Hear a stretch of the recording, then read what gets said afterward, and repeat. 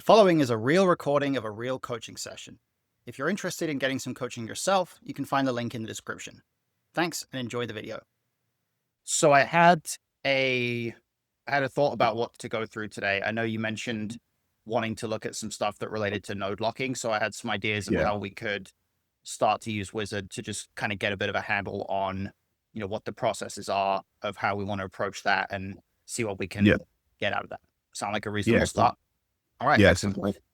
Let me show you, first of all, kind of a little graphic that I did with Google Drawing that kind of showcases or just sort of explains a little bit how I tend to kind of approach this, particularly with Wizard as well, because node locking is really fast with Wizard AI. It's not quite as accurate as locking with PO or something, and you can't lock, multiple streets at a time like you can with PO, but it's a good way to get kind of a baseline idea.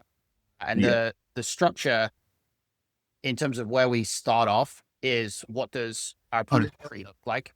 So we start with basically looking at, if we start with a sim that has tons of different bet sizing options in there, how do we expect our opponent's tree to maybe look different from that in practice, right? What sizes are they just not going to use? What options are they maybe not going to realize they're actually there in the tree? Are they just gonna never use a certain size or whatever, right? So we can kind of cut down the tree and make it a bit simpler in that way.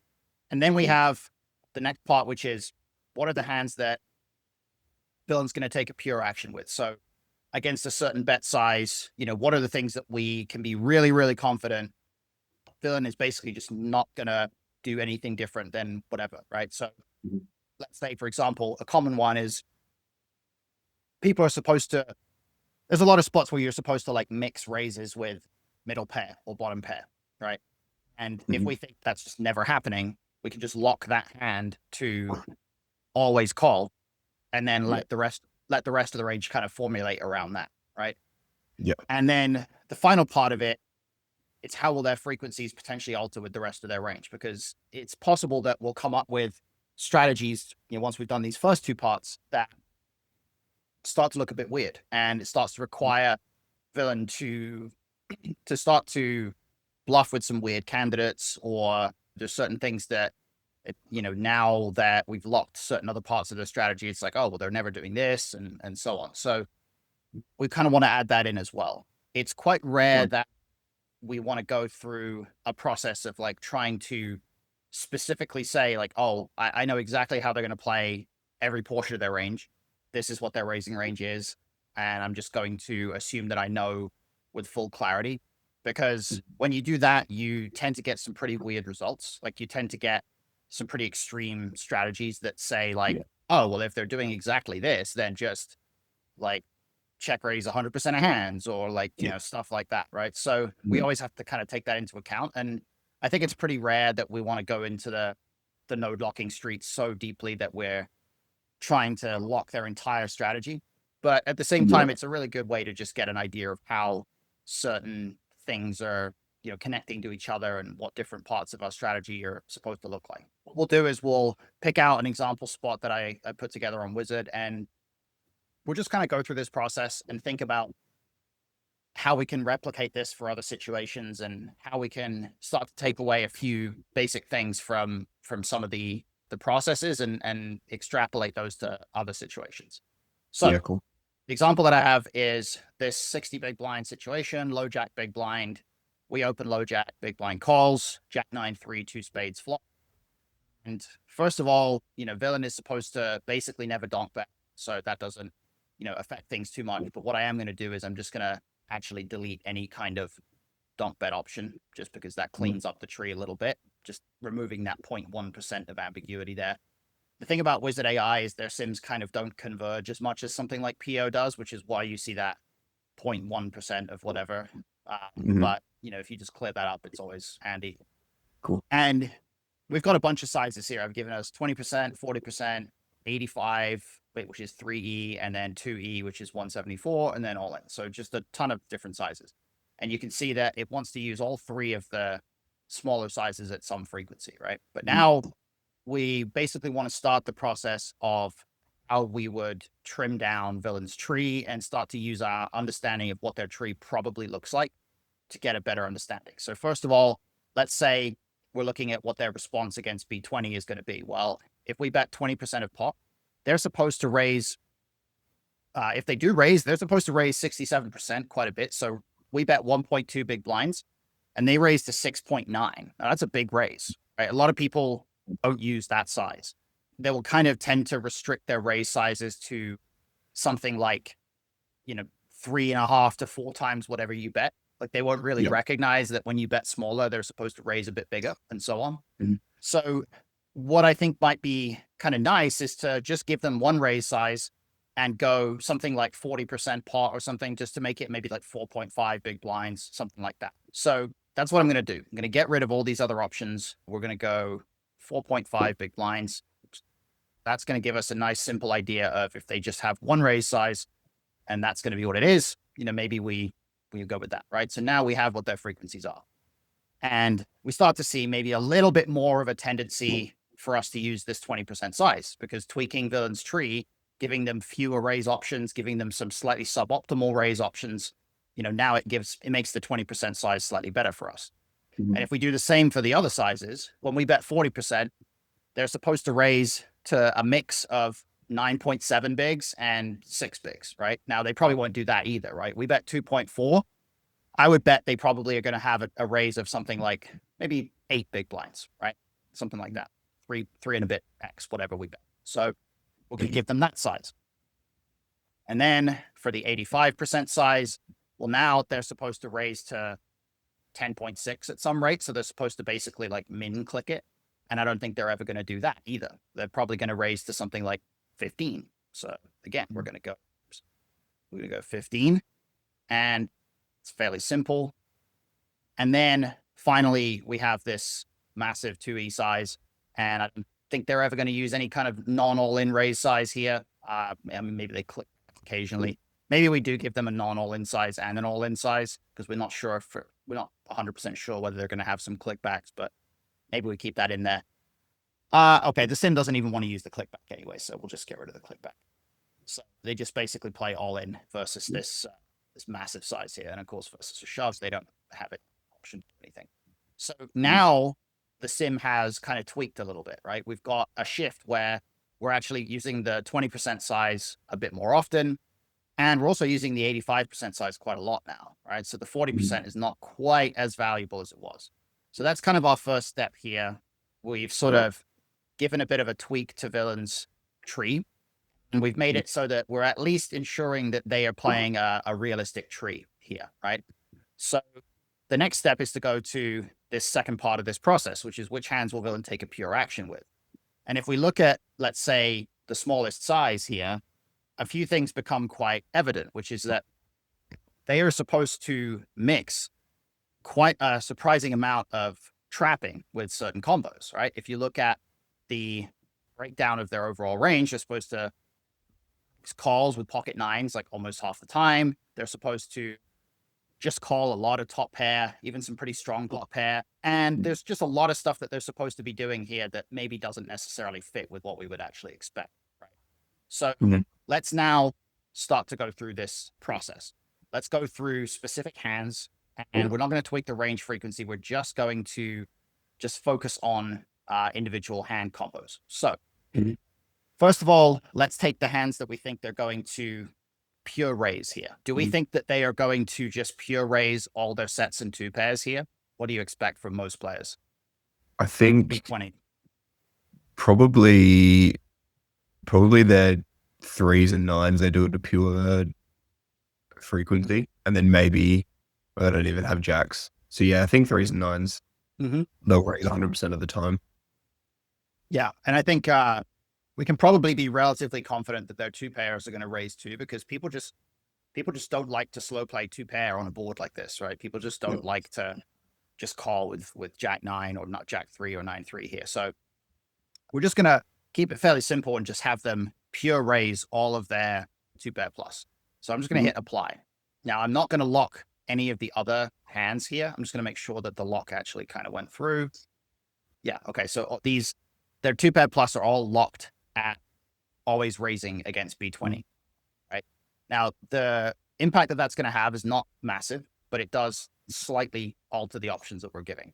And now what we want to do is make sure that we kind of do the same thing for the other bet sizes if we're still pretty confident that they're going to raise everything. So I think against B40, once again, I think we can be quite confident that they're basically always going to raise every 2-pair plus. So I'm just going to go to hand classes and say 2-pair plus, always raising.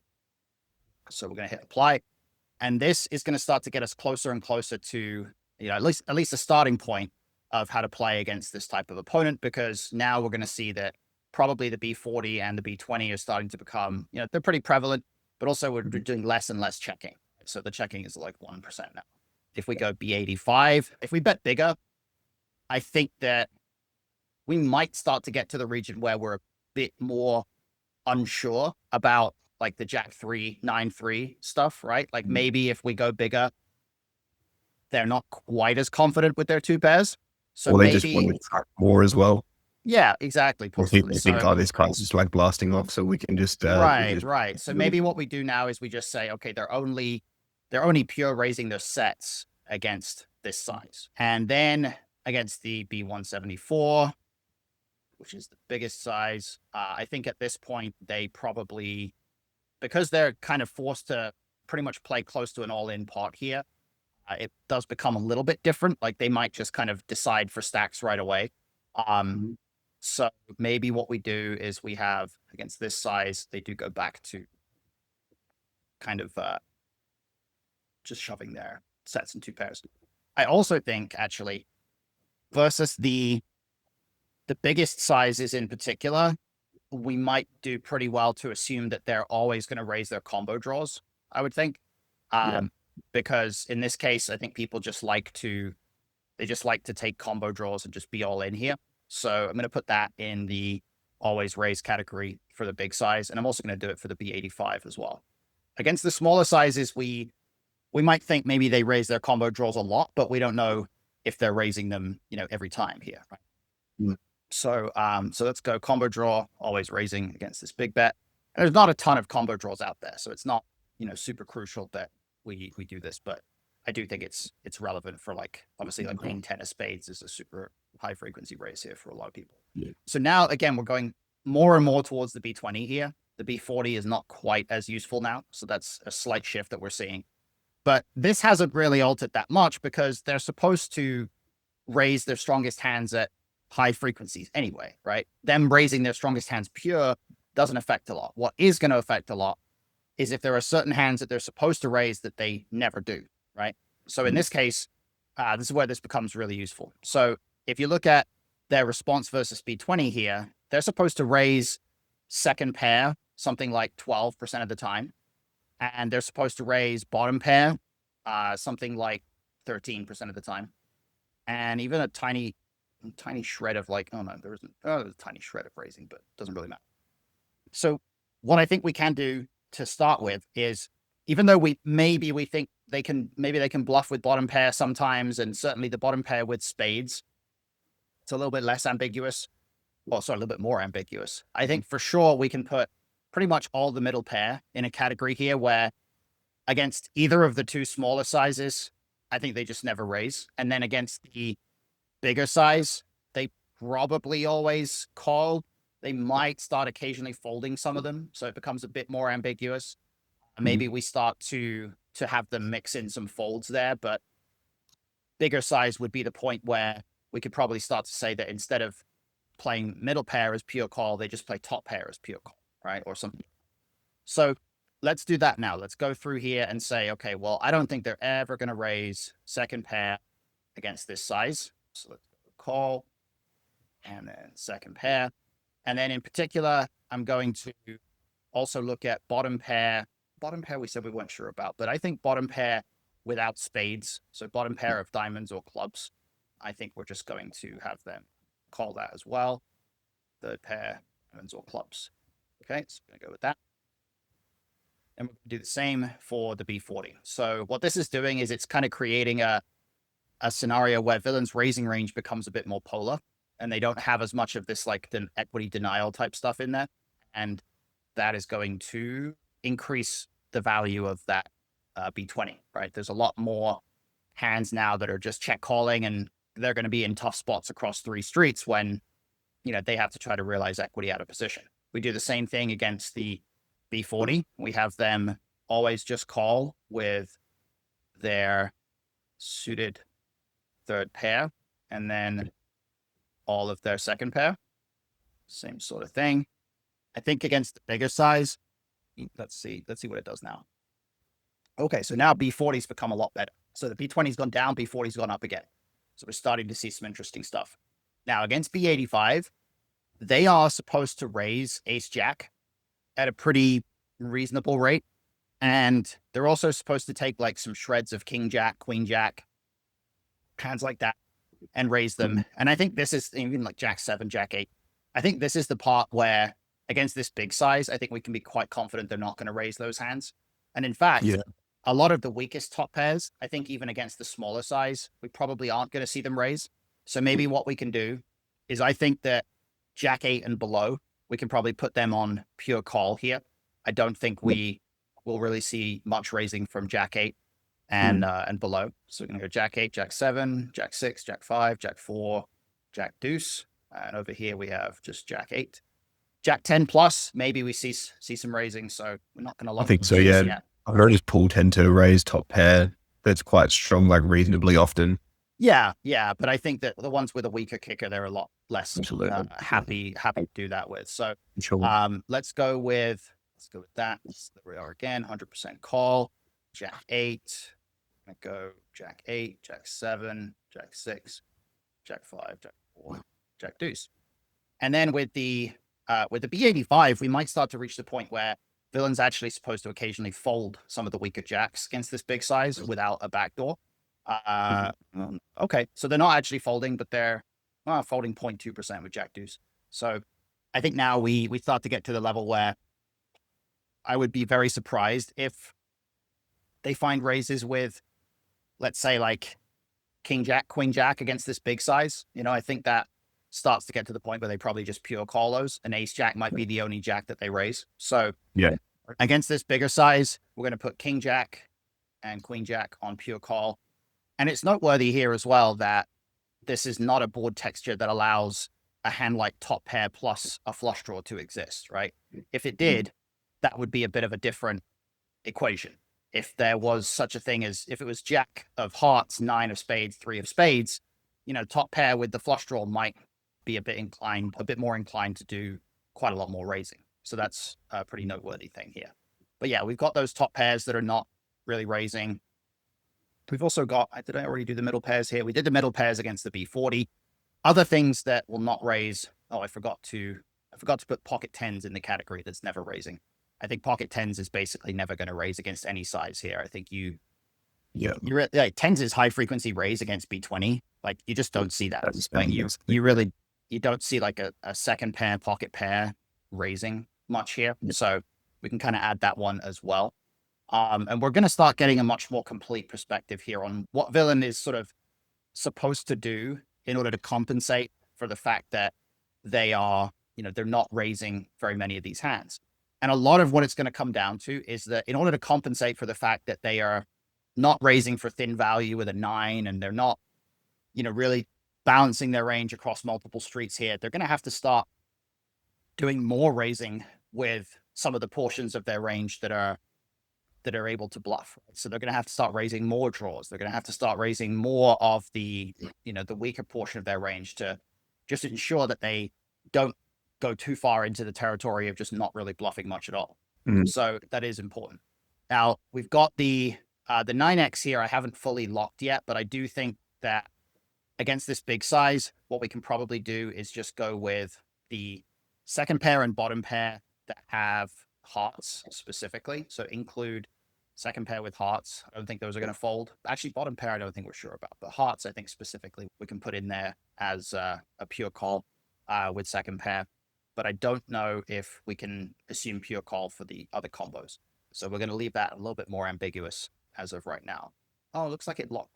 Did it lock all of them? Looks like it locked all the second pairs. I didn't mean to do that, but never mind. We'll keep that in there. It's fine. So they're always calling the second pair there. I do think also that a lot of the stuff that is supposed to fold is going to fold, but it's noteworthy that against this big size, there's some stuff that is supposed to fold that people probably will not fold that often. Like they're supposed to fold king 10 here quite a bit to that big size when they don't have a spade. In fact, pure fold pretty much with no spade, king 10. And I think a lot of people will not do that, right? Against like Yeah, I don't a think so. large size here. I think it's relatively common that they'll You'll not get way find a too fold. sticky, I think. Yeah, I think so. And then you've got, against these, the smaller sizes, of course, it is forcing villain to do a bit more raising. And we're kind of almost at the point now where we've sort of taken care of some of the stuff they're playing pure. So we have to now start to look at the rest of the range, right? We have to start to say, okay, well, what are the hands that they are supposed to try to find some bluffs with, some thin value at equilibrium? And ultimately, I think it comes down to being able to just sort of assume that most people are not going to find some of the bluffs that they're supposed to find, right? If you look at what they're supposed to bluff with, like they're supposed to find some really weak door bluffs. Like if I actually just, let me highlight the trash hands and weak hands here, right? I like doing this because you can really see like they're supposed to find some ace of spades 4, ace of spades deuce, pocket deuces, which is no one raises deuces here. It's kind of wild. Yeah. And this, like I say, this is a lot of it's just to compensate for the fact that they're never raising any of these like bottom pair bluffs here. They're never, they're not raising enough of the like other stuff. So it kind of makes sense that this would be the way things would go. But now what we have is we also have the functionality where we can lock their frequency. So if I want to make sure I'm using this right, because they just changed this recently. So we're gonna lock only the we're going to try to unlock only or lock only the unlocked hands, basically. So we've already got a bunch of hands locked. And what should happen is if we look at what their raising frequency is right now, if 20%, what should happen if I drag this button correctly is that if I drag this down to, let's say 10%, the hands that we've already locked as being a pure action are going to stay where they are. And then the other stuff that is basically finding, like the solver is compensating by trying to find additional bluff raises. If we reduce the frequency here, that's the stuff that should change. So if I go down to 10% there, let's see, 10%, let's make sure that's not replacing the node locks we had earlier. Yeah, okay, that's exactly what I wanted. So we've kept the previous node locks, and now we've reduced that raising frequency with the overall range from 20% to 10%. So that is giving us a bit of a better insight into an opponent that's maybe a bit more passive than usual. Now, it is still forcing them to find raises with hands that might be a little bit, unconventional for a lot of opponents. But nevertheless, I think it's quite useful to just do this in terms of frequency.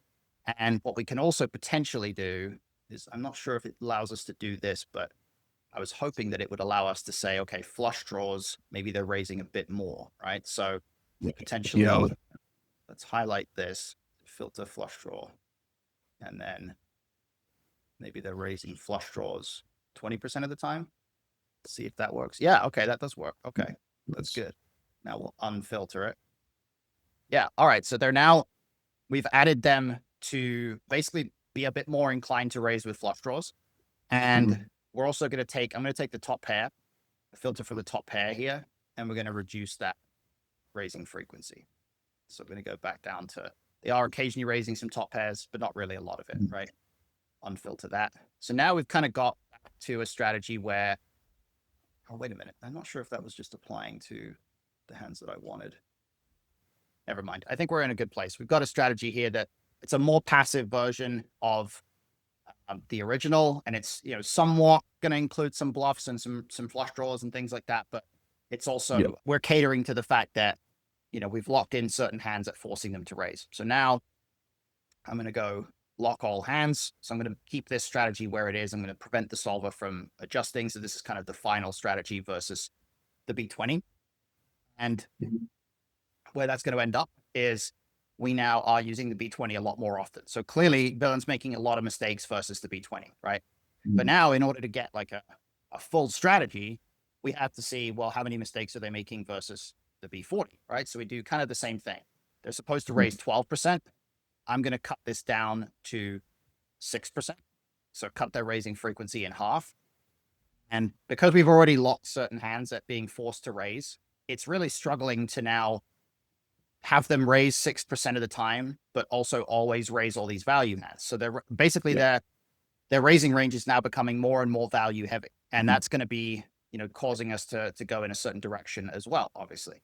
So we're going to lock all hands, do the same thing for the others.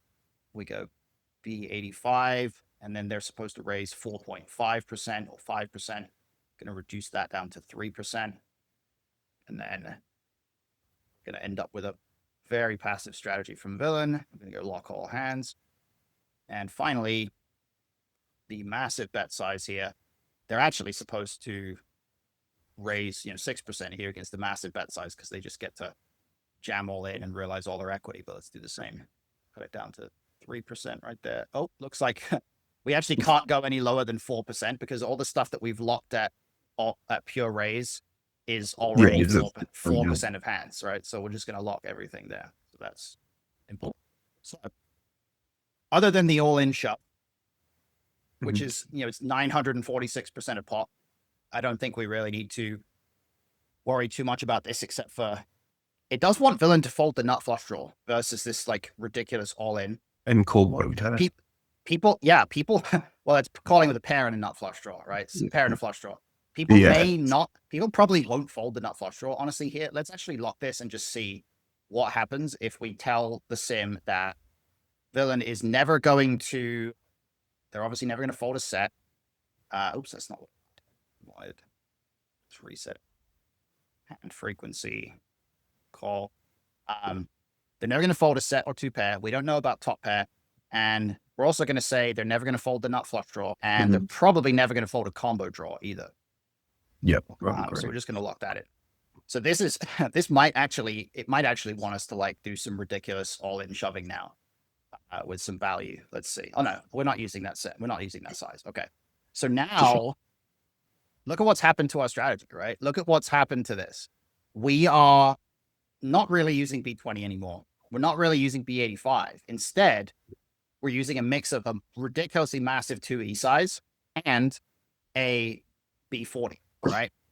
Now let's look at how each of these sizes are constructed. We're never checking this flop. We're still range betting. But let's look at just the overall makeup of these sizes. If we highlight the B40 here, and then you know what I'm going to do? I'm going to make it so that the color scheme is different, just so it's a little easier to kind of see the hot color scheme. There we go. So we've got like the red size, which is the smaller size, and then the purple size, which is the really big one. What do you notice about the smaller size here? Is there anything that kind of jumps out about how this is constructed? Not so much with the small size. Seems to be mixed, maybe weighted towards our weaker hands. Like a lot of our... I see where you're going, but there is one thing that I wanted to kind of highlight that jumps out to me pretty quickly, which is this. There's no overpairs in this small size, right? Yeah, this is the B40 size. That's the thing that we wanted to highlight here. And the B40, not the B, sure. Yeah. Yeah, it's the B40 size. And there's no overpairs. There's a tiny bit of aces there, right? But basically the overpairs just want to shovel in a huge bet right now.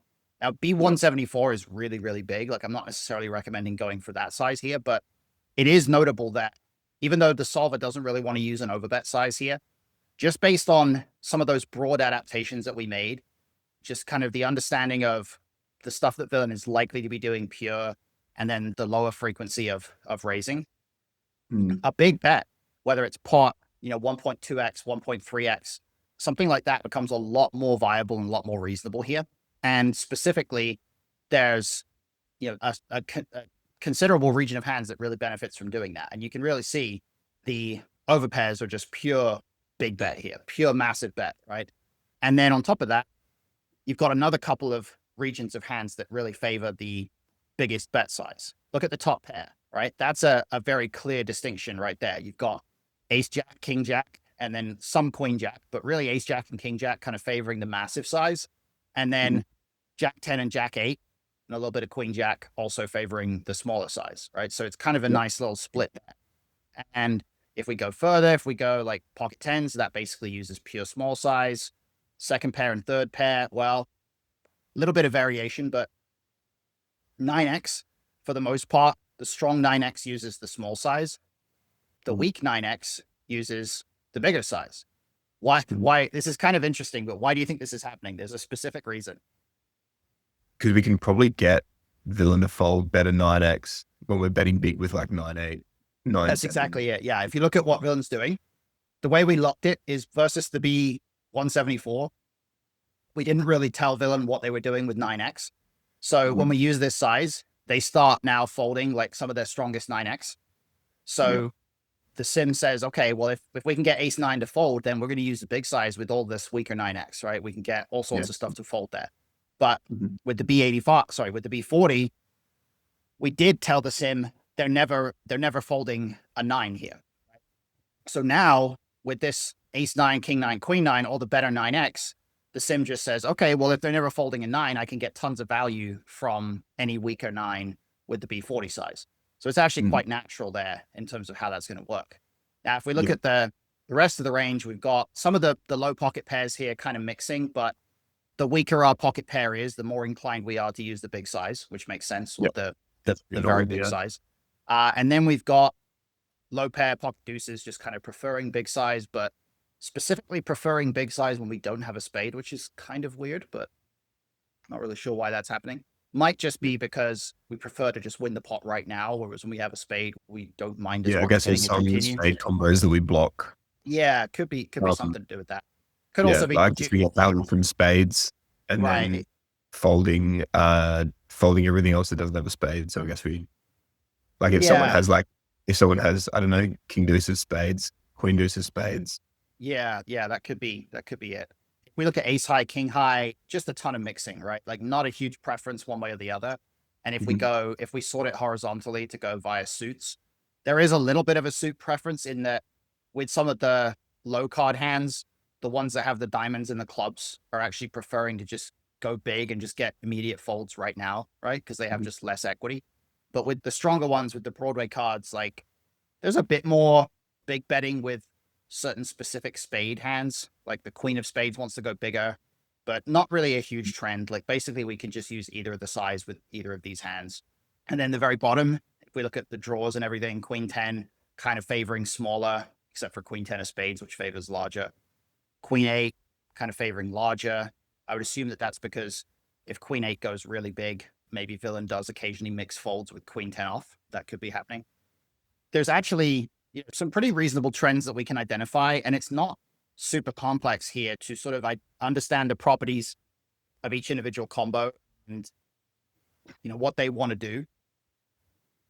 So it's kind of useful to just be able to break it down and recognize that, like, okay, even if we don't split hairs and say, okay, well, we're gonna choose between like B25, B33, B40, whatever it is, or we're gonna choose between B100, B120, whatever big size we're gonna go with. The trends in terms of which hands favor smaller, which hands favor bigger, and the viability of the big size here, I think it's an interesting thing that's going to come up on a lot of board textures, a lot of these like two-tone boards where we can take advantage of players being perhaps a bit too keen to put money in with certain hands and not keen enough to put money in with other hands by taking this kind of a split. So it's not, super complex to execute, and it does end up with some mixing, but like, even if we didn't mix, if we just went pure big bet with queens plus, and then we decided with some of the other hands based on what we think is best for each combo, it's going to work out pretty well. Yeah. And then the other part of this that's very relevant is we want to see how the response looks against against a raise, right? So if we go to the B40 line here, let's say, and villain raises, we're probably going to be pretty tight against this raise. Villain is supposed to now, we're supposed to basically play call or fold. We don't have any re-raises, right? Because a lot of our strongest stuff is either trapping or, it doesn't take this line to begin with, like queens plus. So we play call or fold, and it's surprising here that we're not like drastically overfolding to the raise, but that's because the ambiguity that we gave in terms of villains raising frequencies still means that in the end, we have some reason to continue versus this raise. Now, if we force them to just not raise with any bluffs, like just only raise with value, obviously we basically would just never call. Yeah. But you can see there's a lot of relatively straightforward trends here. The only things that are maybe a bit surprising is we've got pocket tens mixing a lot of folds. In fact, pure folding if we don't have a spade. We've got Jack 8, pure folding if we don't have a backdoor, which is kind of interesting. We don't have that kicker that plays, and if we do hit our kicker, we lose to a straight, which is also relevant. We've got a little bit of some weird like middle pocket pairs that actually continues, which is kind of strange, and bottom pair continues as well. But generally speaking, some gut shots are folding, some queen 8 is folding. Queen 8 with a backdoor folding is kind of interesting. I would assume that the reason some of these weaker draws are folding, even king 10 is folding sometimes, is simply that villain has so many good draws in their check raising range that our weaker draws start to be in some bad shape. So what imagine if we tweaked their raising range as well, I reckon tens would probably become more of a fold, because I think people aren't finding obscure enough bluffs and they're going to be almost exclusively raising with like queen 10, 10, 8. Yeah. Probably really bad. We did tweak their raising range, or we did tweak their raising frequency, but what we didn't do is say, okay, I don't think they're ever raising with these hands, right? And that's what we can now potentially do. So this, I think is quite interesting, because there's some hands in here that are like tiny frequency of raise.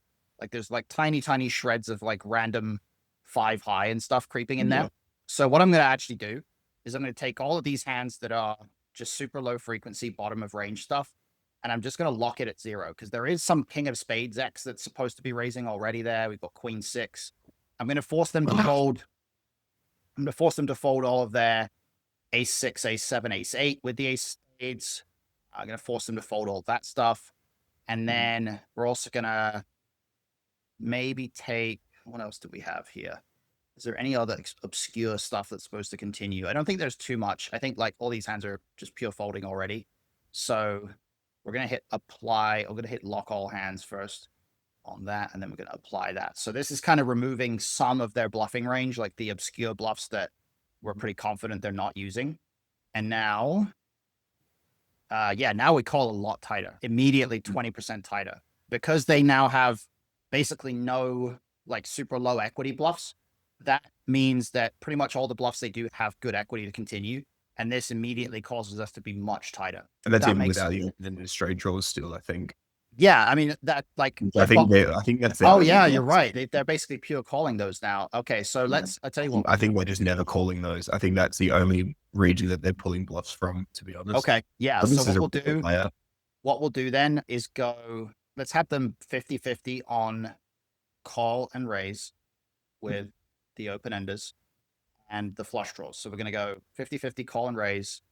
All of the not flush draws, regular flush draws, open-enders, right? So this isn't even with them playing super aggro, also combo draws as well. So this isn't even them playing super aggro here. I would expect just the regular weaker players raising. Yeah, and they probably, they may not raise the flush draws this often, but even if they do, if their range is mostly composed of good hands and draws, now look at what happens, right? What's really interesting about this is we still continue by calling it a fair frequency, but take a look at what all of our 9x hands are doing. What do you think is happening here with like this ace 9, like just ripping it in here? Can you figure out what's going on? I think, what are they raising? They're raising like open-ended. I think because we get to deny them heaps of equity if they're going to be raising only open-ended straight draws. Yeah. So what's actually happening now is if you look at their raising range right here, the raising range is almost 50% no made hand, right? So in fact, what's happening is they've gone in the opposite direction, where they're raising a range that is very heavy on draws, but they're raising too many draws, right? They're now raising a range that is like it's sort of like very strong stuff, which is 2-pair plus. And then it's like a few sort of pair plus flush draw hands, and then a lot of draws. And all those draws are now in a really annoying spot when we just jam with a 9. And not only that, But when we jam with a 9, we're blocking their sets in 2 pairs. So when we jam with a 9, they have a draw, an overwhelmingly high frequency, and they have a crappy spot with it once we shove, right? So Yeah. it sort of becomes a bit weird when we force them to actually raise draws at a high frequency.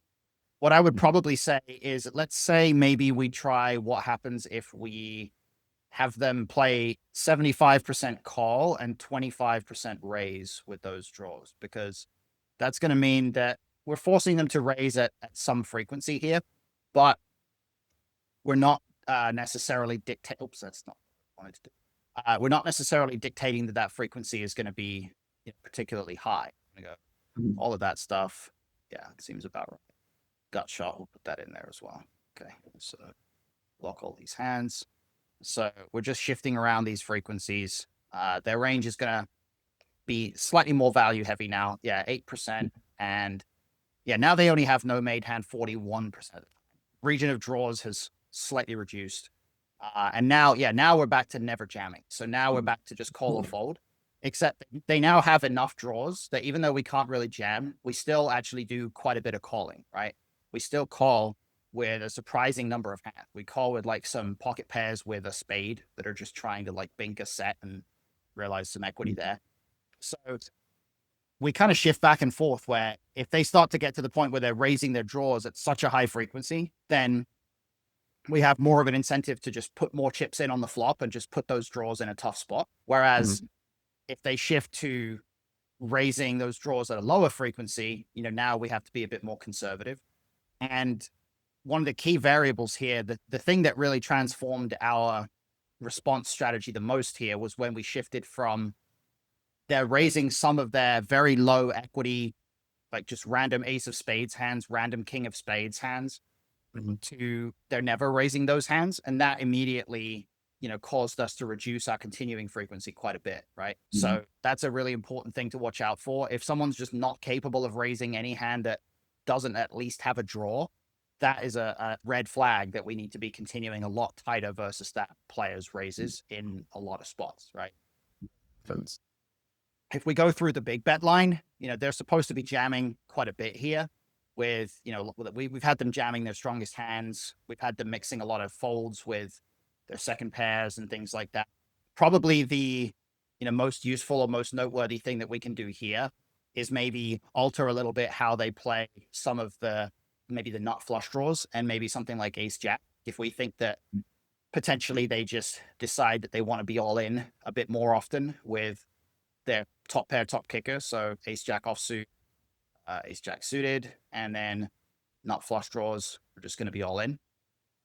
This is going to increase the frequency that we get jammed on when we use that bet size. So it's going to have a couple of potentially interesting effects. We are using this bet size a bit less now. You can see that aces is not as happy to use this size now. Kings is starting to mix some of the smaller size a bit. Queens is mixing a bit more.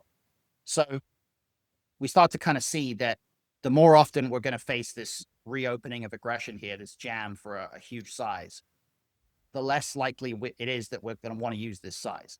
But if there's a specific size that we're basically never going to get jammed on with, then it becomes a really good size for us to use. So if I was to, reset this entire strategy here, what I can do is, let's say I can unlock all hands. Let's say that I now just make it so that they are locked to never jam against this size, right? They're just playing call or fold.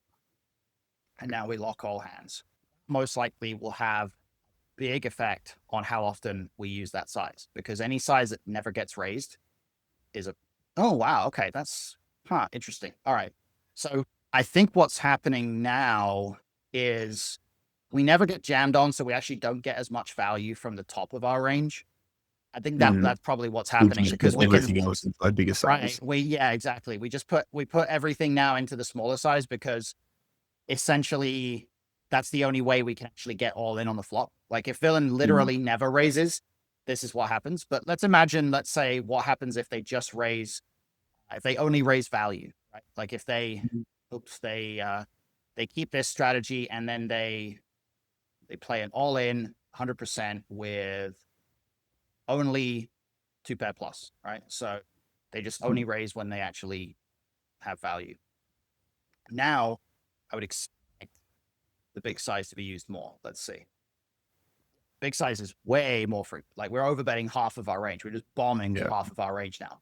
What that's doing is it's creating two things. It's creating not only a situation where if they do happen to jam, we just know they always have 2-pair plus. So we just fold almost everything, which is just trivial. Like we fold all of our overpairs because they just never have a bluff. We actually call off with queen 10 of spades, but it's just very obvious fold. And then it creates a spot where they're calling with a very capped range, right? They're calling with a range that never has better than 1 pair. And this is just going to mean that the turn becomes like an absurdly good spot for us. Yeah. If we're funneling them, if we're able to get them to put a lot of money into the pot with a very capped range, like they're putting 1.75x pot in with a capped range of only 1 pair or draws, that's amazing for us, which is why, generally speaking, it's heavily shifting towards using that size, right? So a really good takeaway here is being able to identify any betting lines or sizes that you can use where it's going to force villain into a line where they're not supposed to be super capped, but they're going to be super capped. If you can take a line that causes them to just like never have better than, a very weak hand, right? For example, if they were to play a super linear strategy, then it would now become pretty valuable to use that line. So for example, if I was to do something like on this B20 size, which wasn't being used very much when we went through the whole process, if I was to now say, okay, well, when we use the B20 size, I think villain is going to always raise top pair now, right? So they're never going to have anything better than pocket tens when they check call. Probably that's going to lead to us using the B20 size quite a bit more. Not a guarantee, because it may be that the big size is just so good already that we don't use. Okay, now we just use B20 so often, right? Like complete shift in the opposite direction. The middle sizes just don't happen anymore. And it's because funneling your opponent through a line they play with a very, very capped range is such a profitable thing, right? Like if we look at what happens when they check call and then turns a brick, like turns a deuce of clubs, this is going to be insane. It's just going to be like we just bomb with our entire range. Probably not all in, because we want them to call again and then fold the river, right? So check. Yeah, we just bet 140% with 70% of our range, right? Just like an absurd, like 2E with most of your range kind of a strategy, right? Because they're just so insanely capped, right? And the flip side is if the turn was like a 6 of spades, well, actually, let's make it the 8 of spades, because that's completes both draws. If the turn completes all the draws, they are now, pretty heavy on draws because they raised all their top pair on the flop. So now they're supposed to do some donk betting on the turn, right? They're supposed to start trying to get some money in with their flushes. But let's say they don't do that, we're probably going to get a lot of pretty easy checkbacks. Yeah, I mean, now when the turn's a spade, we just like check most of our range, right? And sometimes bet 40%. So this is what happens when villain is just playing this completely face up. Like every time I check call against B20, I never have top pair or better kind of a strategy. Like when the draw gets there on the turn, they're so draw heavy that we get to just like play super conservative. And when the draw doesn't get there, we get to absolutely bomb with basically every hand. And this is the consequences of just being poorly constructed on the flop here. And if we were to do the same with the B40 line, and it would just be even more extreme, because they would be calling an even bigger bet with the same very capped range. So I think one of the biggest takeaways about node locking in general is just that any line that causes your opponent to continue with a really capped range is a good line, and you should take that line at a high frequency. And lines that cause your opponent to be less capped are less favorable. So in this particular case, because we had some ambiguity here about what villain's going to do with their strongest hands when we use the B85 size, because we didn't force them to rate their 2 pairs here. We only had them raising their sets. Now they're not so capped when they check call. against B85. So immediately that has slightly less usefulness, but against B174, now they're capped again because they're just jamming their 2 pairs, right? So if we do the same thing, if we go to like 100% call with all of their 2 pair, so we just change that, change nothing else, just the 2 pair. That alone is probably going to reduce the effectiveness of the B175 by a fair amount because villain is not as vulnerable on as many turns. Yeah, we're still using it, but we're not using it anywhere near as much, right? Because there's fewer turn spots where they're super capped. Like we're no longer going to be in a position where if the turn comes a brick, we just get to like bomb at a super high rate here. Like they're actually, you know, they might have some donks here. Yeah, they do. Okay. Yeah, when the turns a deuce here, they're supposed to like lead out because their flop check call range is so strong, right? So there's a lot of weird stuff that happens when you force villain to continue with kind of a weird range beyond the flop here. But the bottom line is that one of the most useful things to look out for when you're node locking, especially if you're looking trying to compare different sizes like this, is to just be really mindful of when villain is navigating through a line where they have a capped range. And then of course the flip side of that is the lines where they are just super value heavy with their raises. So in this case, like if we were to, you know, drastically reduce the frequency that they have draws here, it really starts to negatively impact our ability to continue, right? I think a lot of players will look at situations like this and say, oh, well, villain could have a flush draw. You know, they could have like these open enders and things like that, right? But if I was to, let's say we just go back to the original strategy. Oh, wait, let's unlock everything back to the original strategy. Oh, that's not do. We'll unlock everything, and then what we'll do is we'll have them only raise. Let's see, hand frequency. They're gonna always raise set 2 pair and combo draw, nut flush draw. Maybe Or we open in straight draw as well. You know what? Let's put the nut flush draw on just call. Let's just have them only raise only raise the combo draws and the 2 pair plus. They're gonna not raise the open ender, not raise the gut shot. Just gonna always call those hands. Yeah, that seems about right. So I'm just gonna lock everything in there. The response against this size is going to probably be very conservative because it's just this is not a polarized raising range, right? If you look at the breakdown tab, like it's super high equity and then it's like medium equity and there's no bluffs. Like there's nothing at this bottom end, right? So in terms of our continuance, we continue 14% of the time. And then when we do continue, we actually have some reason to just be all in because there's so much value in villain's range, right? So a range of value and draws is not a range that we like to continue against, even when we're in position, simply because our bluff catchers are doing so badly against this range, right? Our bluff catchers are only doing better if villain has some trashy stuff in there. Even if I just add in like a small frequency of, or if I have them just pick like the ace of spades here, right? So we just go to like offsuit. Where are we at? Ace 8 with the ace of spades. We'll go with that. Good. Ace 7 with the ace of spades. Same thing. It's like a really small. Actually, I guess it's not that small of a frequency, but it's literally just one card. It's like exactly the ace of spades is now their only like low equity bluff, basically. Even just adding those in there is probably going to have a pretty reasonable impact thing, because those are some pretty bad hands and they're raising them at a decent frequency. Yeah, I mean, now we're calling 71% of the time, right?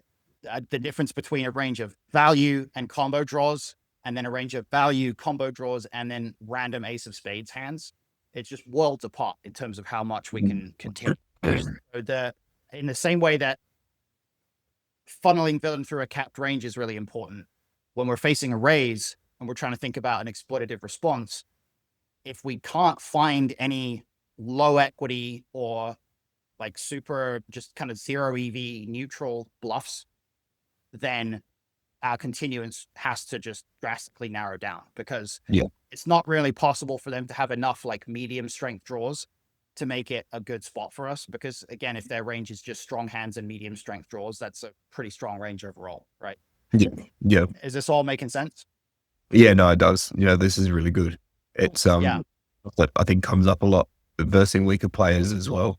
Mm-hmm. Um, So and what I'm going to sometimes be, so what I would be thinking about in game really is just like, how can I funnel people through these capped lines and just really punish them on later streets? And then how can I identify spots where they're just not finding the bluff raises, and so I can make some, some bigger folds, basically, right? Yeah. Those are two things that just make a massive difference here.